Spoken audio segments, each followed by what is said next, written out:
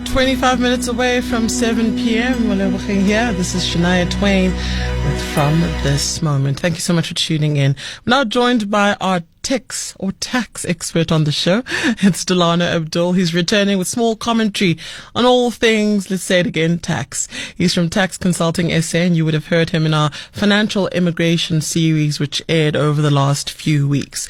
Tonight, he's giving you a breakdown of tax updates emanating from the recent budget speech by our Finance Minister, Enoch Godongwana, in case you were unable to tune in on the day. I think if we focus on the landscape of the tax side, we know that there were quite a lot of rumblings as to what would the finance minister explore as the options to generate more income. What we seem to hear on the ground, pre-budget speech, is that there were a lot of predictions that VAT would be increased, that personal income tax would be increased, corporate income tax increased, as well as tax relating to special trusts or other trusts. And interesting enough, when it came to VAT, this was one of the types of taxes that did not increase. And we really think the context is it being an election year. We know that increasing VAT would very much hit the electoral base, if one were to speculate on that side.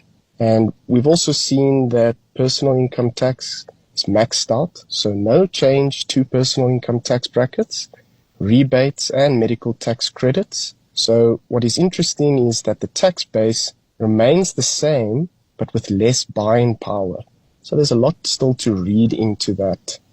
Corporate income tax already increased previously, maxed out, same with trusts. So that was kind of the overview which we saw.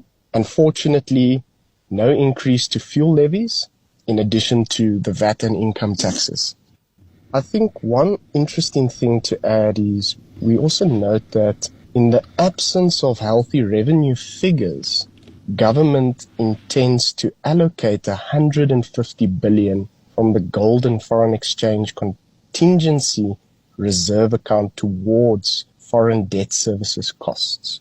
I say it's interesting because it's again questions of where will we get the money and how will any initiatives be practically realized. So there's certainly a space to watch out for. He's a tax expert and our resident one here at the Business Hour. His name is Delano Abdoll, and he's from Tax Consulting SA.